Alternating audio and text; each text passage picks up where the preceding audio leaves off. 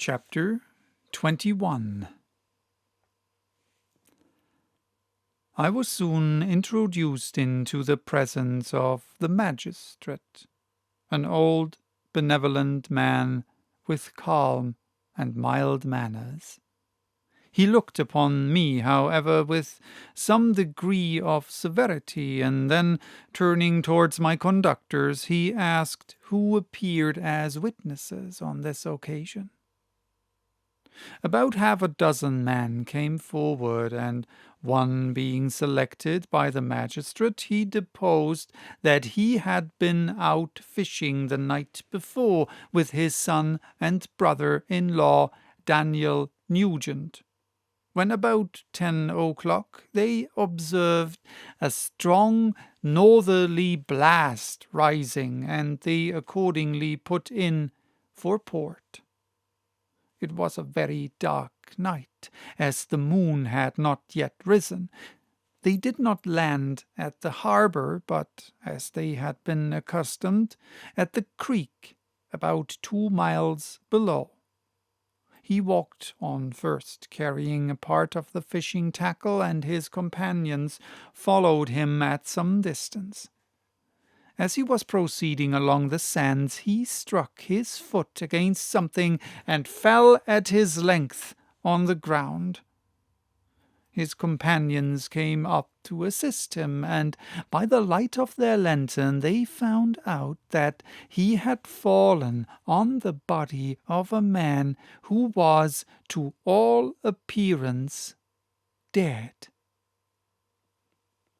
Their first supposition was that it was the corpse of some person who had been drowned and was thrown on shore by the waves, but on examination they found that the clothes were not wet, and even that the body was not then cold. They instantly carried it to the cottage of an old woman near the spot, and endeavoured, but in vain, to restore it to life. It appeared to be a handsome young man, about 25 years of age. He had apparently been strangled, for there was no sign of any violence except the black mark of fingers on his neck. The first part of this deposition did not in the least interest me, but when the mark of the fingers was mentioned, I remembered the murder of my brother, and felt myself extremely agitated. My limbs trembled, and a mist came over my eyes, which obliged me to lean on a chair for support. The magistrate observed me with a keen eye, and, of course, drew an unfavourable augury from my manner. The son confirmed his father's account, but when Daniel Nugent was called, he swore positively that just before the fall of his companion he saw a boat with a single man in it, at a short distance from the shore, and as far as he could judge by the light of the few stars, it was the same boat in which I had just landed. A woman deposed that she lived near the beach, and was standing at the door of her cottage, waiting for the return of the fisherman, about an hour before she heard of the discovery of the body, when she saw a boat with only one man in it push off from that part of the shore where the corpse was afterwards found. Another woman confirmed the account of the fisherman having brought the body into her house. It was not cold. They put it into a bed and rubbed it, and Daniel went to the town for an apothecary, but life was quite gone.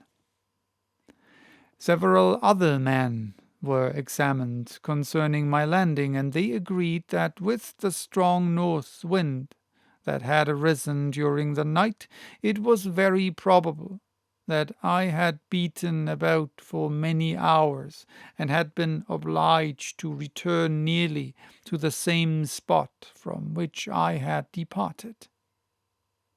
Besides, they observed that it appeared that I had brought the body from another place, and it was likely that as I did not appear to know the shore, I might have put into the harbour ignorant of the distance of the town off from the place where I had deposited the corpse.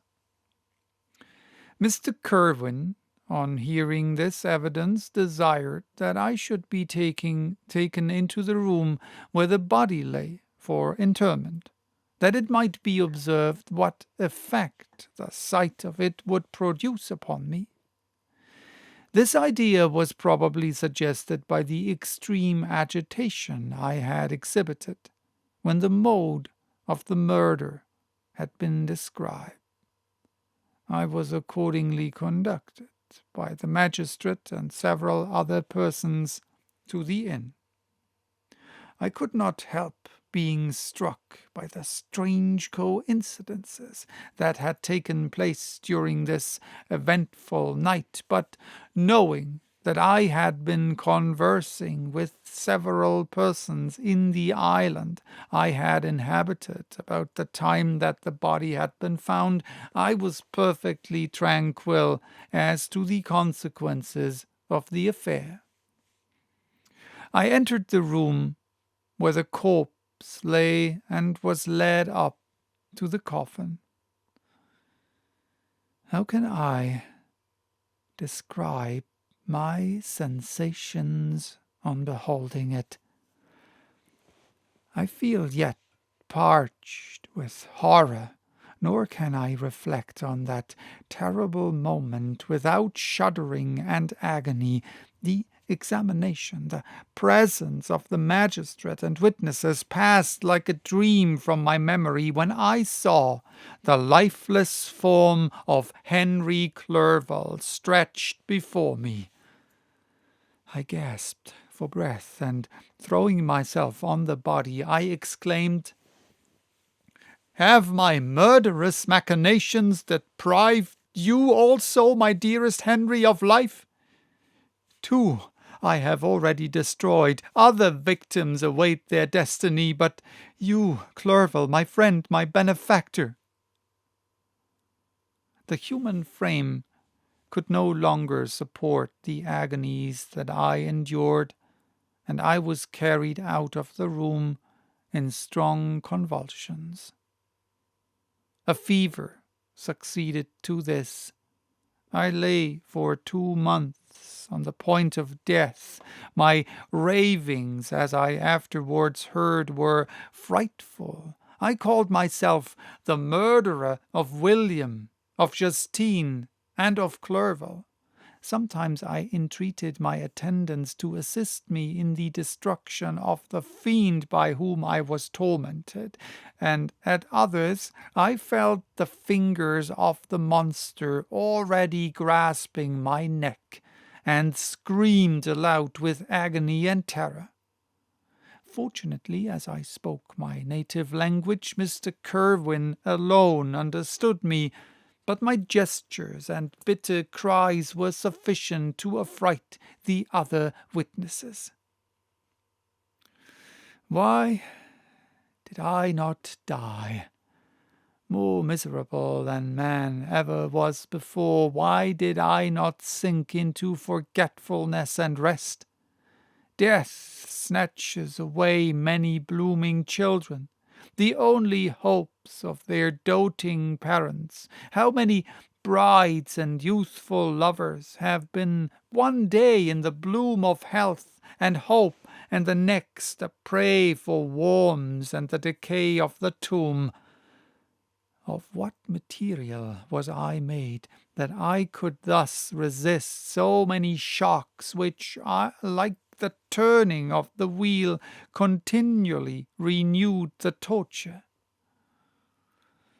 But I was doomed to live, and in 2 months found myself, as awaking from a dream, in a prison stretched on a wretched bed surrounded by jailers, turnkeys, bolts, and all the miserable apparatus of a dungeon.